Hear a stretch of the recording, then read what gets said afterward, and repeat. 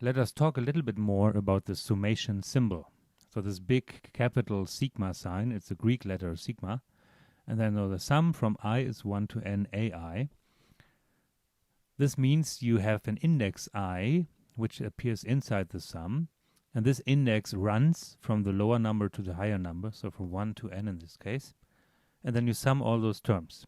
This means a1 plus a2 plus a3, etc., etc., plus an. That's all. So it's really just a shorthand notation for a long sum.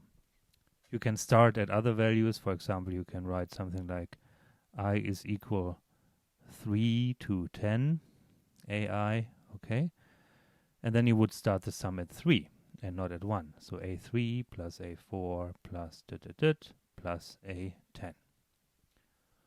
So there are some very useful sums which appear in calculus.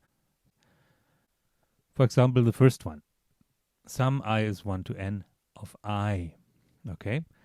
So let's maybe write down what this sum is. So I sum over I. That would be the first entry is 1, and then the second entry is 2, and then plus 3, plus 4, plus and the last entry would be n, which is the upper limit in the sum. Let's do an example maybe, so then you can see how this formula works. So let's compute the sum I is 1 to 6 of I. Okay? In layman's terms, this would be 1 plus 2 plus 3 plus 4 plus 5 plus 6. And then you can compute this out. So this is 10 here, and a 1 here. So it's 21. But now let's use this formula. So then by the formula, this is equal to, so what is n? N was 6, so this should be 6 times 6 plus 1 divided by 2. 6 times 7 is 42, and divided by 2, this is 21. Well, surprise, surprise, there's a correct formula here. Let's look at the next one. So the sum I is 1 to n I square. Of course, this is 1 square plus 2 square plus 3 square, etc., right? And the last one is n square. And then the formula says this is equal to n times n plus 1 times 2n plus 1 divided by 6. So let's do an example here as well. So I want to compute the sum I is 1 to 5 of I square. So then according to the formula, here n is 5. So then we have 5 times 5 plus 1, which is of course 6, times 10 plus 1, which is 11, divided by 6. And now, if I am smart, I cancel the 6. So look here, right? So this term is 6, and this is a 6. This can be cancelled. And then what I keep is 5 times 11, which is 55. So let's write this down, 55. Okay, so these formulas are rather easy applied. You just need to identify what is n, really. Let's do a last one here. The sum of I cubed is n times n plus 1 divided by 2 square. Okay, so this is 1 cubed plus 2 cubed plus 3 cubed, etc. So I want to do an example here also, maybe in green. So let's try this. Sum I is equal to 2 to 4 of I cubed. So you notice this is not of the form I is 1 to n, it is the form I is 2 to n. Yeah, so here we can add a term to the sum and subtract it right away. So what I do is I write this as sum I is 1 to 4 I cubed.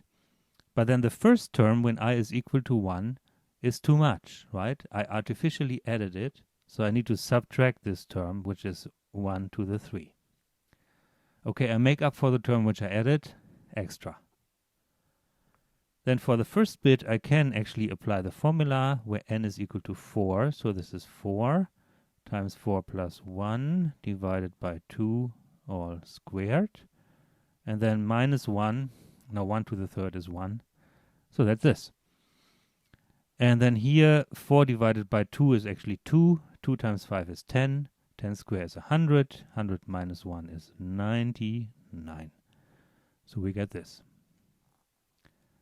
Okay, so there's some interesting math you can do with the summation sign.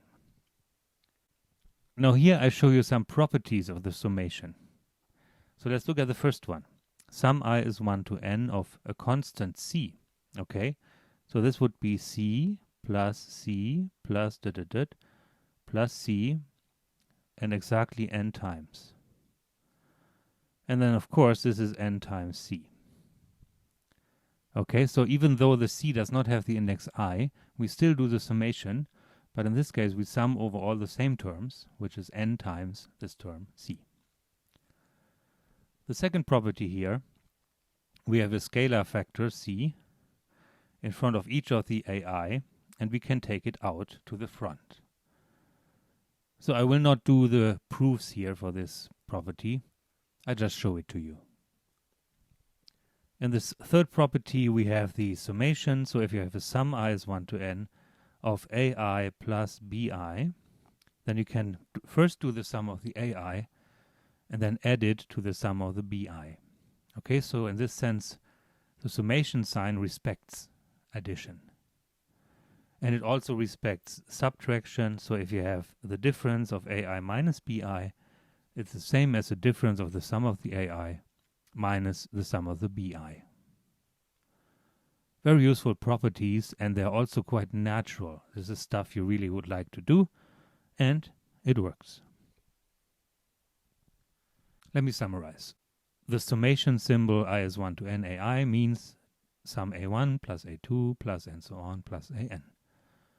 I've shown you 3 useful formulas for the sum of I, the sum of I square, and the sum of I cubed.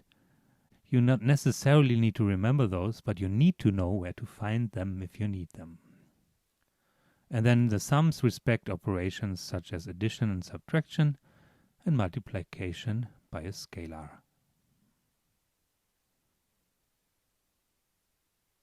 Hey, hello. Look who is coming. Dr. Riemann, good to see you, but what's going on? Run for my life, but why? The summation signs are out of control. Wow, let's go!